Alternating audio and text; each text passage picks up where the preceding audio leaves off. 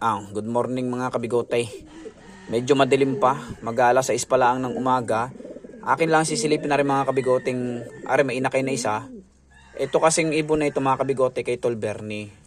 Padala niya sa akin yan. Kita nyo, stencil TS1, TS2, frill stencil siya mga kabigotay. Ipinaris ko ngayon ay din sa aking F1 na ito. Nakita nyo naman, nagbo-bronze din yung kanyang parte ng barniya, primary, secondary. At ang maganda dito mga kabigote, yung form niya, racer form talaga yan. Ngayon, ang tatay niyang ibon na iyan mga kabigote, aring stencil ko rito. Yan na rin TS2 ko na ito. Nakita nyo naman, gandang ibon na. Ipinaris ko nga mga kabigote doon sa bar na iyon. Ngayon, may inakay. Aray, dito tayo, kilatisin natin ang inakay. Yan. Makapalang balahibo mga kabigote, ibig sabihin ay hindi siya dilute. Tapos mga kabigote, ang pagkilatis niya sa mga stencil, kita nyo yung kanyang tuka, nagbo-bronze agad.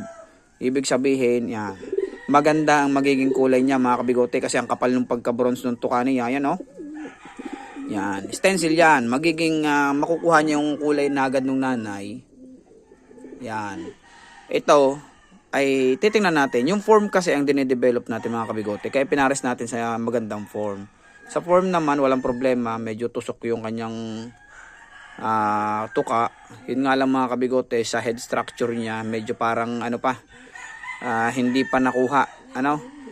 Pero yung body mga kabigote, medyo matigas na yung ibon. Titingnan natin kapag siya mga kabigote ay malaki na. Kung makukuha ba niya yung firmness o yung tigas ng structure ng ibon ng isang racing pigeon. Kasi yung mga stencil mga kabigote, katulad nito, malambot yung kanyang katawan, fluffy siya.